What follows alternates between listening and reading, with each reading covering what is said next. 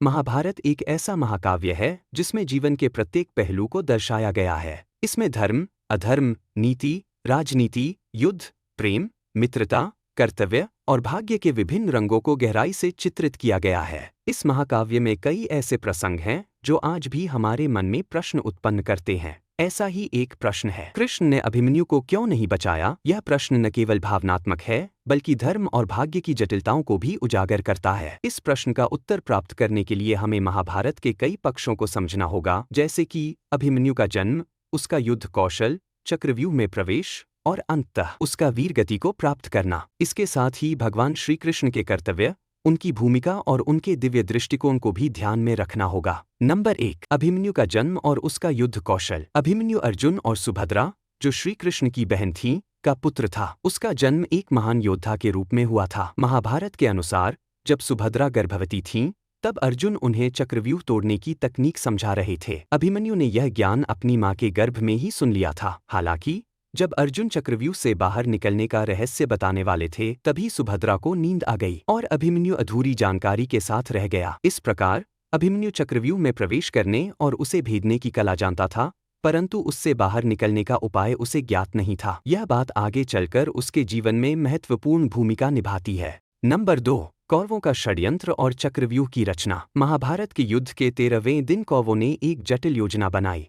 गुरु द्रोणाचार्य ने एक शक्तिशाली चक्रव्यूह का निर्माण किया। इस चक्रव्यूह को तोड़ने के लिए अर्जुन की आवश्यकता थी, क्योंकि वे इस रणनीति में पारंगत थे। लेकिन कौरवों ने चालाकी से अर्जुन को युद्ध के एक अन्य हिस्से में उलझा दिया, जहां उसे सामरिक रूप से व्यस्त रखा गया ताकि वह अभिमन्यु की सहायता न कर सके। जब पांडवों ने देखा कि चक्रव्यूह को भेदना आवश्यक है और अर्जुन वहां नहीं है, तब अभिमन्यु आगे आया और उसने साहसपूर्वक चक्रव्यूह में प्रवेश किया।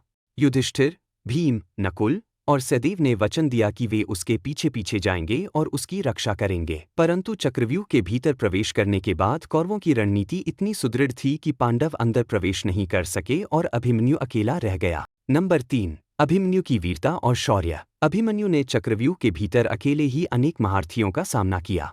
उसने कौरवों के प्रमुख योद्धाओं जैसे द्रोणाचार्य, कर्ण, कृतवर्मा, अश्वत्थामा, दुशासन और शाकुनी के साथ अद्भुत युद्ध किया। उसकी वीरता और साहस अद्वितीय थे। वह युवा होते हुए भी इतनी शक्ति और पराक्रम का प्रदर्शन कर रहा था कि कौरव पक्ष के योद्धा भी उसकी वीरता से चकित थे। हालांकि अंततः कौरवों ने युद्ध के नियमों का उल्लंघन किया और अभिमन्यु को अधर्मपूर्ण तरीके से घेर कर मारा। उसे तब मारा गया जब वह निःशस्त्र हो गया था। यह युद्ध के धर्म के विरुद्ध था, क्योंकि एक अकेले और निहत्थे योद्धा पर इस प्रकार हमला करना कायरता मानी जाती थी। नंबर 4, श्री कृष्ण की भूमिका। वे अभिमन्यु को क्यों नहीं बचा सके? अब प्रश्न उठता है कि श्री कृष्ण, जो स्वयं भगवान थे और जिनके पास अपार शक्ति थी, उन्होंने अभिमन्यु को क्यों नहीं बचाया? इसके उत्तर के लिए हमें श्री कृष्ण के दिव्य स्वरूप और उनके अवतार के उद्देश्य को समझना होगा।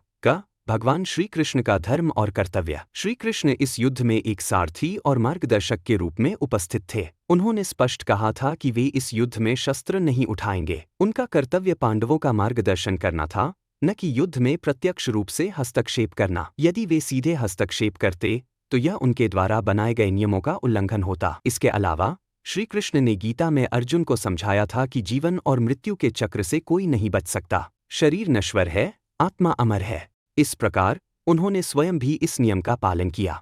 कर्म और भाग्य का सिद्धांत। अभिमन्यु का जीवन और उसकी मृत्यु भाग्य के अधीन थी। महाभारत में यह दर्शाया गया है कि प्रत्येक योद्धा का जीवन और मृत्यु पूर्व निर्धारित है। अभिमन्यु का इस युद्ध में वीर गति को प्राप्त करना उसके कर्मों और नियति का हिस्सा था। श्री कृष्ण चाहे कितने भी शक्तिशाली क्यों न हों, वे भी इस सृष्टि के नियमों का पालन करते हैं। अधर्म के विनाश के लिए आवश्यक बलिदान। महाभारत के युद्ध का उद्देश्य अधर्म का नाश करना था। इस अधर्म के विरुद्ध धर्म की स्थापना के लिए कई बलिदानों की आवश्यकता थी। अभिमन्यु का बलिदान न केवल एक योद्धा के रूप में महत्वपूर्ण था, बल्कि यह कौरवों के अधर्म को उजागर करने के लिए भी आवश्यक था। जब कौरवों ने युद्ध के धर्म का उल्लंघन करके अभिमन्यु को मारा, तो यह पांडवों के लिए एक निर्णायक क्षण बन गया। इससे उनके भीतर क्रोध और प्रतिशोध की भावना जागृत हुई, जिसने उन्हें युद्ध के अंतिम चरण में और अधिक शक्ति और साहस प्रदान किया। नंबर 5, अभिमन्यु की मृत्यु का आध्यात्मिक अर्थ। अभिमन्यु की मृत्यु हमें यह सिखाती है कि जीवन में साहस,